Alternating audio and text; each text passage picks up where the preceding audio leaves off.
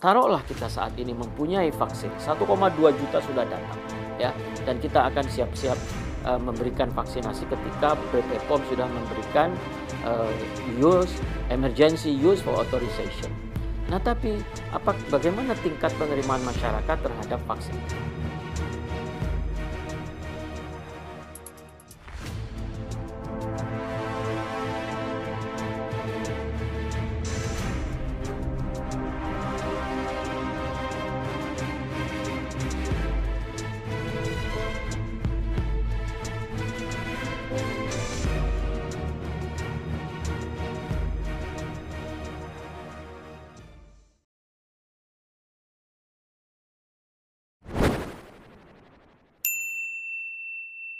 Kebetulan saya seorang dokter dan juga seorang epidemiolog, ya, lulusan Fakultas Kedokteran, Boston University dan Newcastle University di Australia.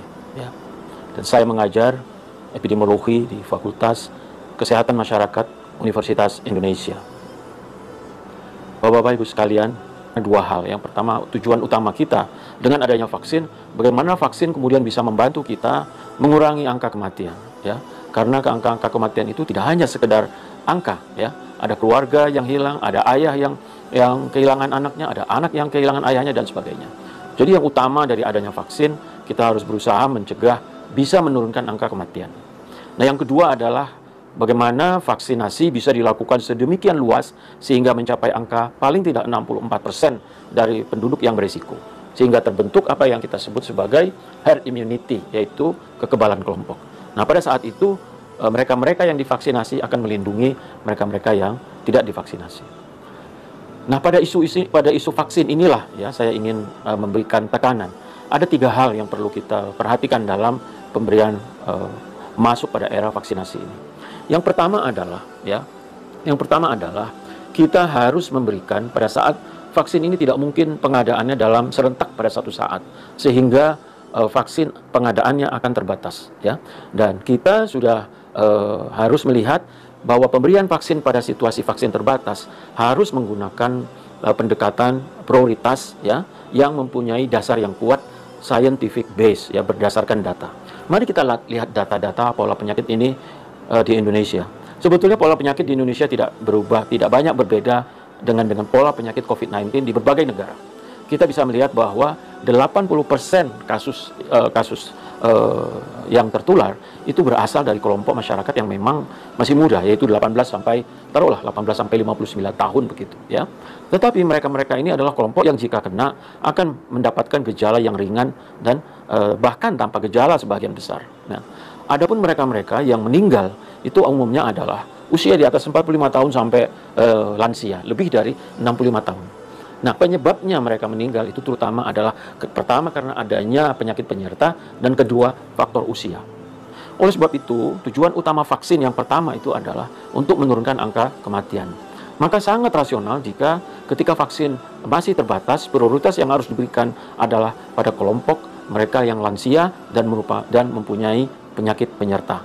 Ya, tentu saja, ya, mereka-mereka yang berada di frontliner, ya, dekat sekali dengan kasus-kasus COVID-19, yaitu tenaga kesehatan, jelas harus mendapat prioritas untuk menerima vaksin. Jadi penerima vaksin yang jelas adalah pertama tenaga kesehatan dan yang kedua adalah mereka-mereka yang usia lanjut dan mempunyai komorbid.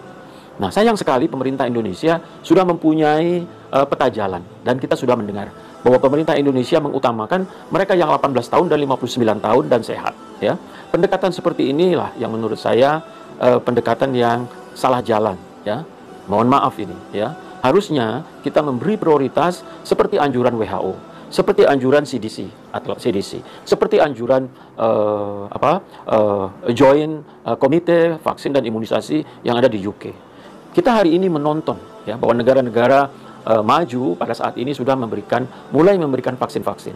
Dan umumnya adalah yang prioritas utama adalah pada tenaga kesehatan dan pada usia lanjut. Nah, ini jelas suatu pendekatan yang sangat cost efektif. Kenapa saya bilang demikian? Karena pemberian vaksin kepada kelompok usia lanjut dan komorbid itu pertama akan menurunkan angka kematian. Yang kedua akan menurunkan beban pelayanan kesehatan. Kenapa? Karena mereka inilah kelompok yang banyak membutuhkan perawatan dan bahkan membutuhkan ruang isolasi dan ICU. Yang ketiga adalah akan menurunkan pembiayaan kesehatan, pembiayaan. Kita tahu mereka yang dirawat dan itu ya, yang ketiga adalah menurunkan beban pelayanan kesehatan. Kita tahu mereka ini memberikan beban besar kepada tenaga kesehatan dan akhirnya juga membuat kelelahan dan meninggalnya banyak tenaga kesehatan. Dan yang ketiga adalah kalau kita memberikan alasan keempat, yaitu kalau kita memberikan kepada mereka yang usia lanjut, ya, seperti apa yang dilakukan oleh United Kingdom, apa yang akan dilakukan oleh Singapura misalnya, itu akan memberikan kampanye, ya, bahwa vaksin ini pada dasarnya aman. Nah, inilah yang paling penting pada saat ini, ya. Nah, isu yang kedua sebetulnya adalah isu mengenai skema 30-70%, dan di mana 30% gratis dan 70% berbayar. Saya mengharapkan bahwa tentunya pemerintah Indonesia akan mempertimbangkan kembali masalah ini untuk aspek keadilan dan situasi kedaruratan, ya. Syukur-syukur kalau bisa seluruhnya gratis. Kalau tidak ya tentu bersubsidi, kalau tidak mungkin ada skema misalnya 50-50%. Nah, aspek yang ketiga adalah yang ingin saya soroti adalah bahwa taruhlah kita saat ini mempunyai vaksin, 1,2 juta sudah datang, ya, dan kita akan siap-siap memberikan vaksinasi ketika BPOM sudah memberikan emergency use for authorization. Nah, tapi bagaimana tingkat penerimaan masyarakat terhadap vaksin ini? Oleh sebab itu saya sangat menganjurkan, ya, bahwa sebaiknya para pemimpin di negara ini, apakah eksekutif, legislatif, melibatkan tokoh masyarakat dan agama, sebaiknya berada terdepan untuk menerima vaksin pada kelompok-kelompok awal, ya. Harus ditunjukkan ke masyarakat contoh penerimaan vaksin pada pimpinan-pimpinan negara, pejabat-pejabat negara, agar masyarakat yakin bahwa vaksin ini adalah aman, ya. Kita semua berharap bahwa wabah ini akan bisa kita kendalikan, tapi mungkin tentu tidak dalam waktu yang pendek, ya. Pengadaan vaksin saja bertahap, ya. Oleh sebab itu vaksin tidak bisa berada sendiri. Vaksin harus tetap disertai dengan seluruh protokol kesehatan.